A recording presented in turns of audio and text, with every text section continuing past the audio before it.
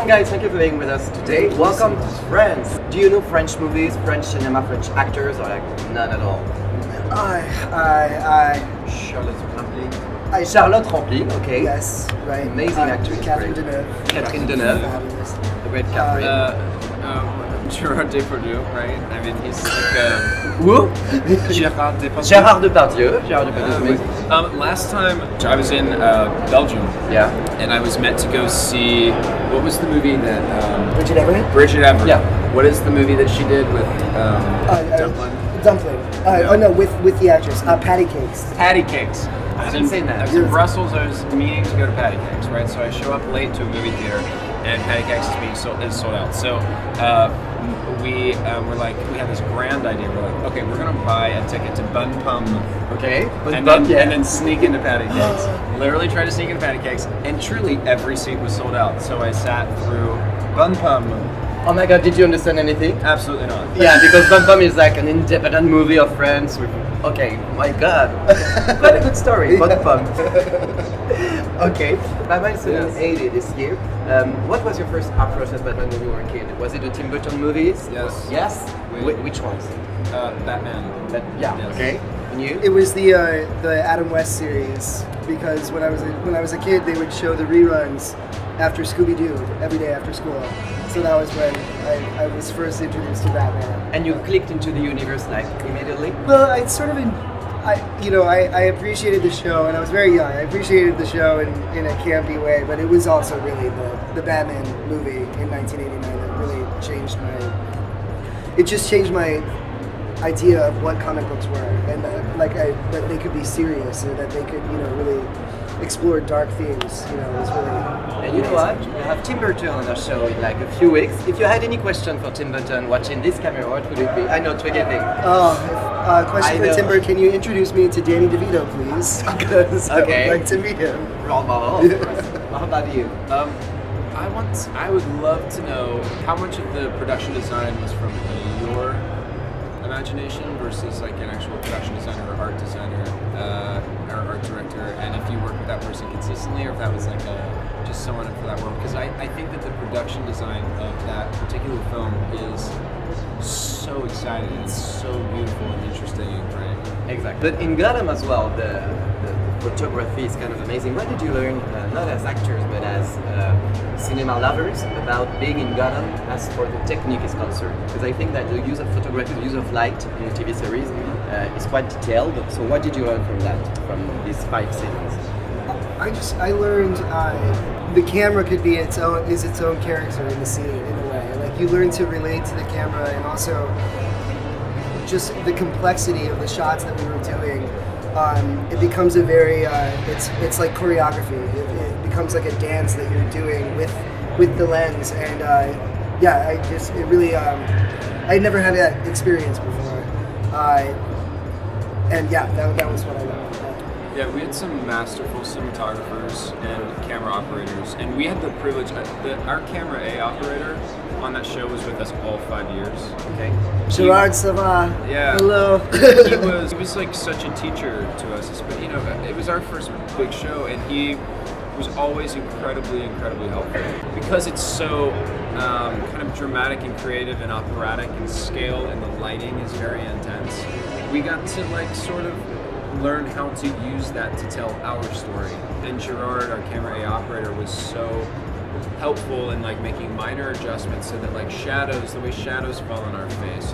What was, for each of you, the scene that was most difficult to shoot, not as an actor, but as an actor that has combined the technique as well? For me, it was always the action scenes, the stunt scenes, the fight choreography scenes. I found that was the most challenging to me, because again, you're riding this line between, it's not real, but you're trying to make it look as real as possible, and so just making sure that your fellow actors are safe, that you're safe. It's a very hard thing to do, because again, you get in the moment, and the emotions, again, it's not real, but the emotions feel as real as they can. And and so just staying focused and staying safe, I found that to be a challenge. Yeah. when we're rehearsing to like build a scene and then shoot it, it goes so quickly on TV. How many times? Like how long do you have to rehearse? Like 2 sequences, 30 minutes or 20 minutes for a scene? It'd be like 15 minutes or something there. You know, it's, Yeah, so you just basically you're moving as fast as you can. you're piecing something. I mean, you do all of your work ahead of time, so you show up and you're just sort of like, it's really about just finding your place in space and figuring out where you're going to be, where the other characters are going to be, understanding the environment, looking at props, and then like making a decision, and then you have to move because it's an expensive show and it has to go. Over the 5 years learning how to do that quickly, there was a scene toward the very end of season 5 where I was living in this space and I was like, the scene wasn't I didn't know exactly how to deliver the scene, and while I was in the space I had this realization. I was like, there used to be a mirror in this space, and if I had this would like unlock this scene for me. Emotionally? Yeah, emotionally, because like it was so much about like talking to him, but also like recognizing who I am myself. And Ed has like a really particular relationship with mirrors in the show. And it was just this split-second decision. I was like, I need that mirror. I want a mirror. I want a full-length mirror in here so that I can be talking to him and then turn to myself and see myself. And it was like, there were moments where, not to spoil anything, but there are weapons in the space and we need to not know who has weapons. And if I'm distracted staring at myself, I would miss that someone else would have something. So that was just like, there were moments like that where you figure out how to like trust your instincts in space and work very quickly understanding like how to sort of like make a scene function. How long do you have to split before the shooting? Like a week before, 2 weeks before, so you can prepare? You know, it would depend because we've gotten rewrites all the way up to the day that we're shooting. But yeah, it's usually about a week to 2 weeks, I would say, that the scripts would come out before we started shooting. Early on in the season, you have your scripts a little bit further in advance. As the season goes on, it just gets closer and closer to shooting day. If you had to choose, I'm going to ask 2 movies, each of you, that for you define cinematography and a scene in this movie that the movie is showing, what would it be? Well, okay. Well, the first one that comes to mind is I think of Stanley Kubrick and The Shining. I think of the tracking shot following the kid on the big wheel. I think that's one of the most brilliant, iconic moments in cinema. And then I would say Citizen Kane, because that changed. We've never had that on the show. That completely changed the way people or filmmakers approach scenes. And again, like I said before, about the camera being its own character and telling a story through where you put the camera. I mean, that broke the mold. That's everything that we see in cinematography now is because of what happened in that film. Okay, first of all, this is the most intense film studies question I've ever had. I go to school. And we're at a convention. We're being asked about, this is amazing. Are you in film school? I'm not in film school. I'm doing a TV show where I receive people like you, but where I want people, 15 to 24-year-old people, to watch all movies. So every time I'm like, please make them want to watch these movies. Yes. Since you said Kubrick, recently in New York they were screening a 70mm version of 2001: A Space Odyssey. For its anniversary, and they showed it on the IMAX screen. Fucking insane! It was amazing. It was amazing.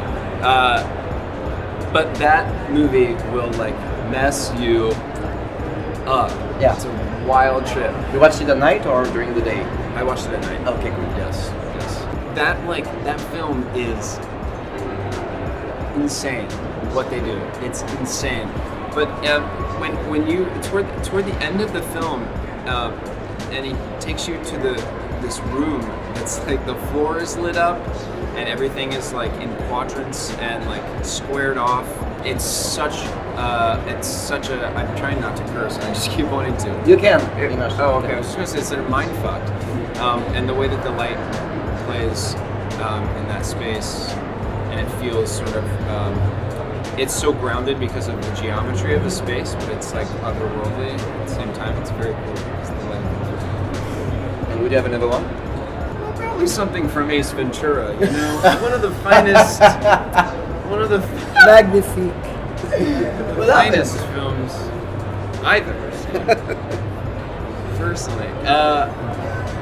Todd Haynes, oh, for fuck's sake, Julianne Moore. What is the name of that film? Far From Heaven. Far From Heaven. The use of color and the use of texture in fabric and how it plays With Dennis Quaid, no? yes, and how it plays like with emotion and what they do with color and light, playing against emotion, or like the kitchen that's like all yellow, which is just like joy and warmth and comfort, and she's like she is devastation and darkness in this warm, lovely yellow kitchen with this warm light streaming in is like so heartbreaking. It's so heartbreaking. That is like a stunning example of like production design and direction and cinematography And acting. and acting like coming together to just break your heart.